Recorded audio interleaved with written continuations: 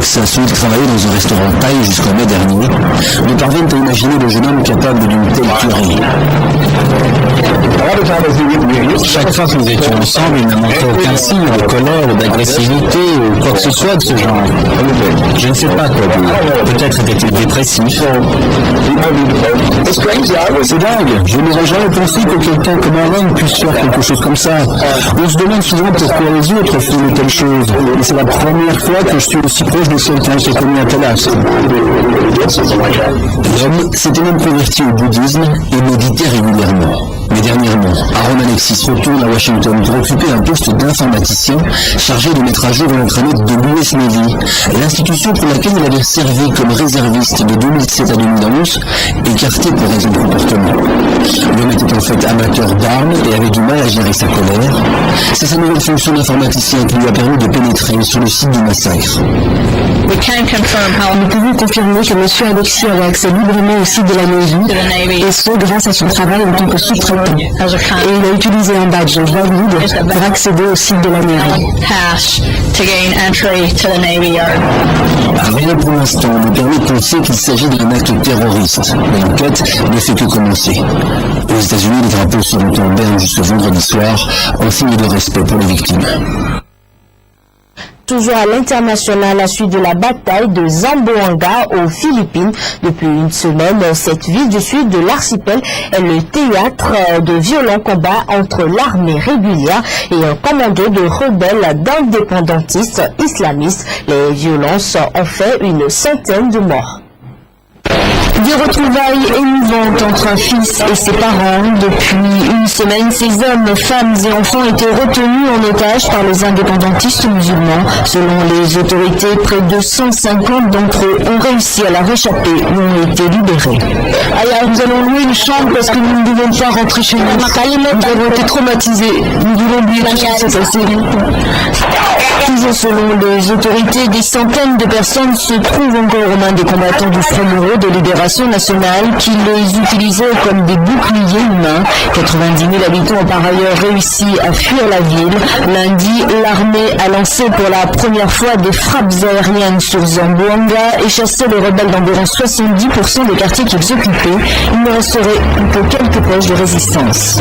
Nous voulons insister sur le fait que les otages ont été retrouvés et sauvés et que la situation s'améliore. Nous avons bon espoir d'en finir le plus tôt possible. Toute la nuit, des tirs ont encore retenti, les écoles sont toujours fermées, les liaisons par ferry et avion restent suspendues. En une semaine, les combats ont fait près d'une centaine de morts, en majorité de rebelles. Pour les civils, aucun bilan n'est connu, mais il pourrait être lourd.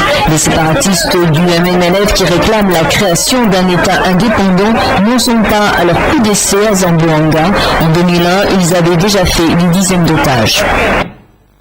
Au Bangladesh, la Cour suprême a condamné à mort ce mardi Abdulkader Molla, un haut dirigeant islamiste, pour des violences perpétrées pendant la guerre d'indépendance de 1971. Il a été jugé coupable du massacre de 350 civils.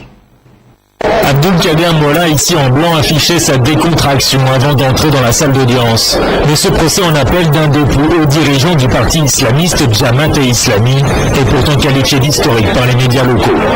Pour l'annonce du verdict, les forces de sécurité ont été déployées en masse devant la Cour suprême du Bangladesh.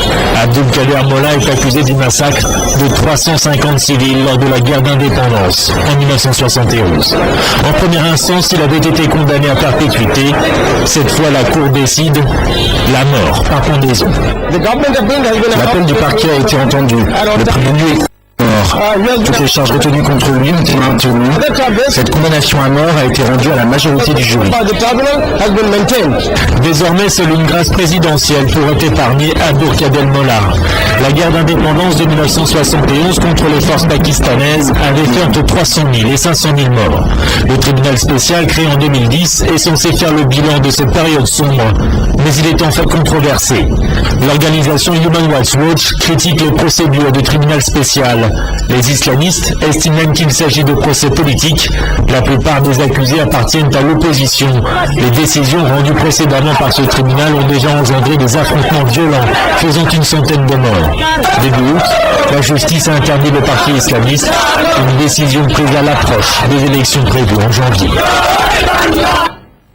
25 ans après la chute du mur de Berlin, la capitale allemande attire de plus en plus de touristes. La réussite économique et la richesse architecturale du pays drainent chaque année des millions de visiteurs du monde entier. Une photo sous la porte de Brandebourg. Ces étudiants hollandais n'auront pas dérogé à la tradition. L'ancien symbole de la ville divisée est le premier endroit visité à Berlin. Sous les arcades, des touristes venus du monde entier. Where did you come from? From Japan. From Norway. Mexico. Scotland. Granada, Andalusia. From Houston, Texas. Et bien évidemment, au total, on compte ici 12 millions de touristes par an, dont certains photographient même à Bretzel. La capitale allemande est aujourd'hui plus visitée que Rome. En 20 ans, le tourisme à Berlin a complètement explosé. Chaque année, nous avons 10% de plus de touristes à Berlin. On était juste des Espagnols qui sont des touristes très assidus à Berlin. Ils étaient 19 000 en 1994 et aujourd'hui, il y en a plus de 240 000 par an qui viennent chaque année ici. Ce qui attire les visiteurs, c'est bien évidemment le caractère historique de la ville. Ses musées, son architecture, son ambiance, le Berlin de jour d'ombre, mais aussi le Berlin de nuit qui est surprenant, car entre un bar où l'on joue au ping-pong, la multitude de boîtes de nuit et de terrasses branchées, ce DJ nous confirme qu'il y en a vraiment pour tous les goûts. Ici, tu peux arriver le lundi soir à refaire la fête toute la semaine, aller à un concert, à une expo, dans un club. Cette diversité incroyable, cela enrichit cette ville. Franchement, cela n'existe nulle part ailleurs. Berlin attire donc au point que 15 à 20 000 nouveaux foyers s'y installent chaque année. Des Allemands, des étrangers, des milliers de nouvelles familles à loger. La demande est supérieure à l'offre. Résultat, un boom immobilier. Un boom, mais attention, il n'y a pas beaucoup de surchauffe. C'est-à-dire qu'on partait de bas, les prix étaient très bas. Si on compare à une ville comme Paris, les prix sont 4 fois inférieurs. Par contre, il y a une forte croissance depuis 3-4 ans. On a du 10-15% de croissance des prix par an. Exemple, ce quartier de l'ancien Berlin-Est est aujourd'hui très prisé. Comme promoteur immobilier, Olivier Bourdet rénove des immeubles laissés à l'abandon depuis la guerre ou la réunification. L'immeuble, c'est un petit peu ça il y a un an. Il y a quelque chose qui a changé, qui est une ça salive. Aujourd'hui, après travaux, ces appartements trouvent très vite preneurs à des prix qui, pour l'instant, équivalent à ce que l'on trouve à Bruxelles. C'est la fin de cette édition. Merci de nous avoir suivis. Très bon suivi des programmes.